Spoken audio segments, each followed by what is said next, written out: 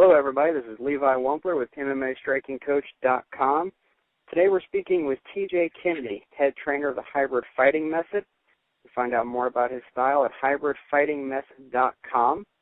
He studied martial arts since 1994. Hello, TJ. Hey, how's it going? Pretty good. And yourself? I'm pretty relaxed. I'm good to go. Awesome. So first, could you tell us a little bit about how you got started in the martial arts? Sure. Well, as you said, I started in 1994, and that was after years and years of begging, going with my father to a local Taekwondo school. And, I grew up watching, the Bruce Lee movies, Van Damme movies, and for me it was The Karate Kid. It was kind of my staple movie in my childhood. And, watching them do their thing in the movies made me really want to get into martial arts. And so I just begged and I begged and I begged. And finally, in 1994, my father took me to that local school. We enrolled together. And that's kind of where it began. Great. Could you tell us what you think is the best way to practice martial arts? It's a difficult question, kind of multifaceted. I'd say that the best way to practice martial arts for each individual would depend entirely on what their goal is. Because there's several different kinds of martial arts. Do they want to compete? Do they want to be an athlete?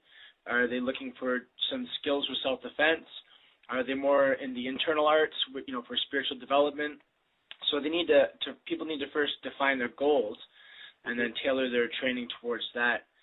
My area of expertise is in the kind of street self-defense, combatives area, or it's called reality-based fighting. And for that, I think the best thing to do would be to inject into your training various drills and conditions that would mimic the actual kind of violence you will likely face in your life, in your real life. And also, you should seek to understand the differences between different kinds of violence and how to address them each appropriately. No, that's great. Yeah, it's really important to remember to center in on your goal, what you actually want to accomplish, and just practice for that. Absolutely. Awesome. Could you talk a little bit about the difference between, say, a street fight and a ring fight for us? Yeah, absolutely. For starters, if it's a street fight or an attack, the stakes are immeasurably higher. In the ring, you have rules in place. You have a weight class there. You have referees and doctors there. And you have people in your corner as well. And also, depending on how well the organizers of the fight did, that you probably have somebody that's in and around your skill level. Right? So it's basically a fair fight. On the street, if someone tries to fight with you, it's because they perceive an advantage over you. I'm not going to go pick a fight with somebody if I think they're going to destroy me. That's ridiculous. So some of the advantages, those perceived advantages, they may have friends with them. Working at the door for years and years, very rarely do I ever see a one-on-one fight. It maybe starts as one-on-one and then it quickly escalates to several on one or several on several. So they could have friends with them. They could be bigger, stronger, faster than you, and they could be a better fighter than you. We just don't know. And they may have a weapon, or it could be a combination of all the above. So those are all things that are not the case in a ring fight. As well, when you're in a ring or you're in a cage, you have a smooth surface to fight on, big open space. Whereas your day-to-day life, you're not going to have that. You're going to have several kinds of terrain, like carpet or grass, dirt, concrete, snow, and you could be in a bar, you could be on a streetcar, subway, on the street, parking lot. You could have several people around you, so the conditions aren't going to be optimal. And also, in mixed martial arts, ground fighting is a huge aspect of it. But in a street fight, fighting on the ground is not really advisable because we talked about those different terrains. You're much more susceptible to injury ground fighting in a street fight. No, it's true. Definitely true. What do you think about people just studying mixed martial arts and then using that for self-defense? Would there be any reason we couldn't just take our MMA training and go straight to the ring or straight to the street? I would say yes and no. I remember back when I first started training in Krav Maga, not when I first started training, but part of the way through, maybe halfway through my years of Krav Maga training, I started training in Muay Thai as well. And we brought some people over from the Muay Thai gym that had been training for 4 or 5 months, and they'd spar with the people that have been training in Krav Maga for, 2 or 3 years, and they were doing way better. So, I mean, and Muay Thai is it's a sport, and it kind of boggled my mind that these people that have been training for so little time relative to the Krav Maga students that were doing so well. Mm-hmm. So, I mean, it definitely does have its place. I think mixed martial arts is fantastic. I think mixed martial arts can definitely help you on the street. I think it is missing some crucial elements when it comes to self-defense. For example, illegal striking, because again, when your life is on the line, there can't be any rules. You can't bring any rules to the fight. You have to do what you have to do to stay alive and to get away, to protect yourself or protect whoever it is you're protecting. Mm-hmm. And mixed martial arts will help you with that, but you have to add in some things like illegal strikes, so to soft targets like eyes, throat, groin. As well, you're going to have to adapt some of your things you may be used to doing. For example, if you predominantly a wrestler and you excel at mixed martial arts, if you go to take somebody down in a street fight or in a self-defense situation, you shoot in, and maybe you smash your knee off the ground and you break your knee. Again, maybe you take them down and they have friends with them. So while you're tangling them up in a knot on the floor, you're getting, booted in the head or assaulted by their friends. Also, if you go down on the ground, they may panic now and they may pull out a knife or something of the sort that you really don't want to be on the ground with them with. So mixed martial arts, it helps people become very good fighters. They just have to adapt some of the things to make them a more complete fighter for the street, or just better prepared for the street. That's great. It's great. Let's take it the other direction now. What do you think are some things that we could take from our self-defense training, your Krav Magas and everything, and your hybrid fighting method, and maybe apply it to the ring? Is there anything we could learn from self-defense to apply to the ring? Yeah, absolutely. I think for any sort of fighter, whether it be you're fighting for your life or you're fighting for, fighting for money, you're doing as a profession. Whenever I found myself in a situation, I have actually verbalized to myself, it sounds kind of ridiculous and maybe arrogant, but just self-talk, positive self-talk, that I am the most dangerous person there. That no matter where I go, I tell myself that. And whether it's true or not is not the issue. It's just that mindset is absolutely transformative.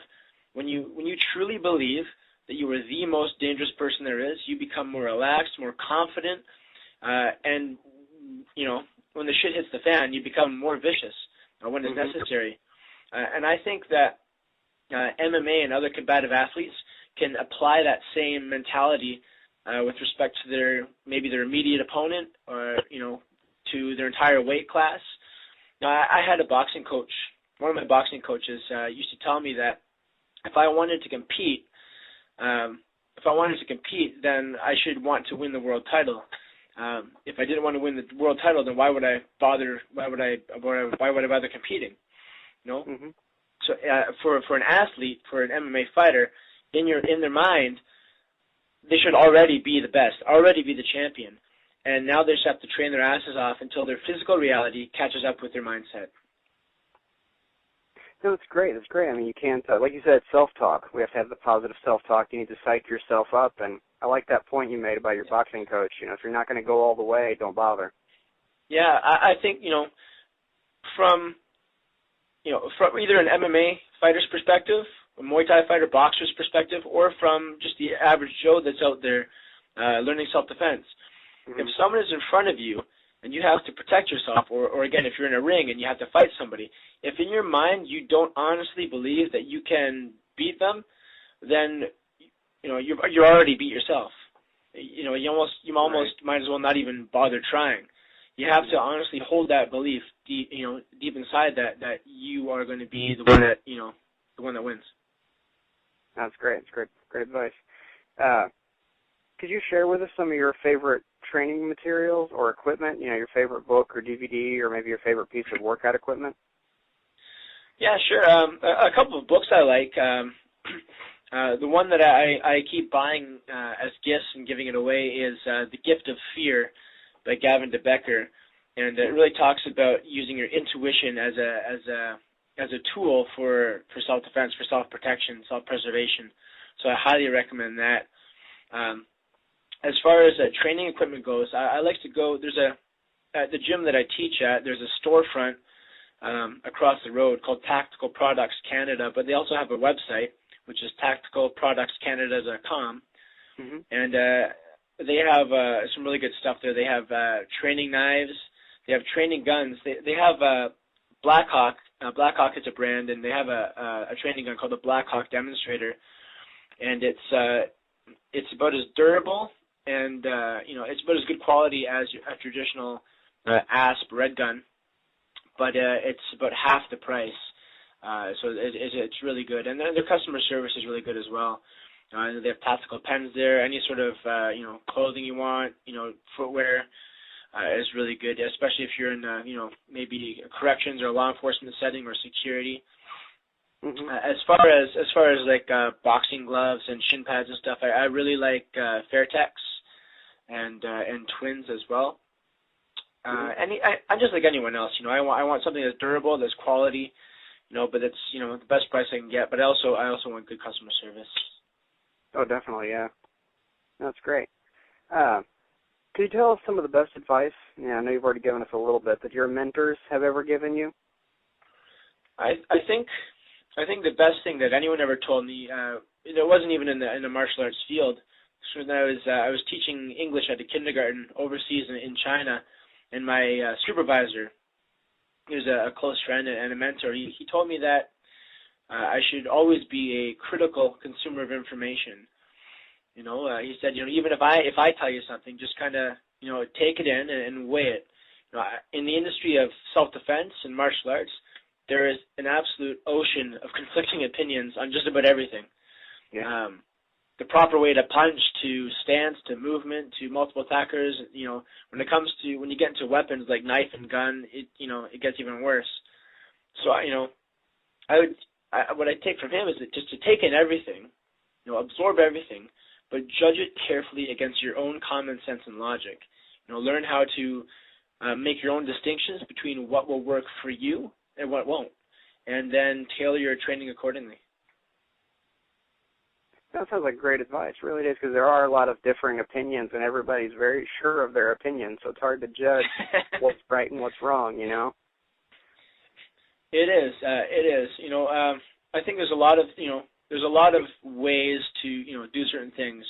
There's a lot of ways that will work, even though they're very different. But a friend of mine would tell me that everything works, but nothing works every time. So you have to take a look at it and just weigh it out. And then, like Bruce Lee said, he said, adopt what is useful, reject what is useless, and then add to it what's specifically your own. And that's probably the best advice I can give anybody. That's been great. So this is Levi Wampler with MMAstrikingcoach.com. We've been speaking with TJ Kennedy of Hybrid Fighting Method. Make sure to check out that website at hybridfightingmethod.com. Thank you today, TJ. You've been great. Thank you very much, Levi. I appreciate it. We'll talk to you later.